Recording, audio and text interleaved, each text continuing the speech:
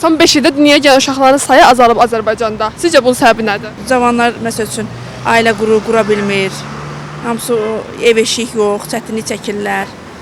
Biri mən 3 uşaqda güclə çətinlik dolandırıram uşaqları. Nə yedirsinlər uşaqlara, nə yedirsinlər, hər şey bahalı. Mənim özüm 5 uşağım. Onu mütəxəssislərə sual vermək lazımdır. İndi onu biz bilə bilmərik axı. Nə deyim valla, onu statistikadan sorur. İnsanlar artıq özünü düşünür. Artıq uşaq böyütmək çox çətindir. Yəni maddi durumu düşünürlər. Bu səbəb bu ola bilər. Uşaq pul vermirlər ona görə. Ailədə iş yeri azdır. Belə dolana bilmirlər ona görə. İnşallah artar üzümüzə gələn. Səbəb sosial durum.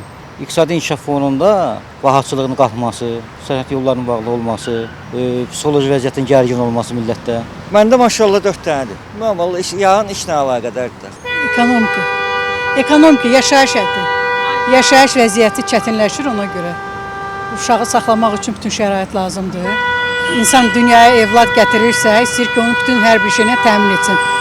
Valideyn görür ki, onu hər bir şeyini təmin etməyən də özü əzab çəkir, əziyyət çəkir, bilmir necə onu təmin etsin. Başqa yollara əfsus ki, əl atırlar, amma məncə belə olmamalıdır. Yəqin ki, vəziyyətlə əlaqədar olaraq insanlar saxlaya bilmirlər, böyüdə bilmirlər, ona görə oxuda bilmirlər.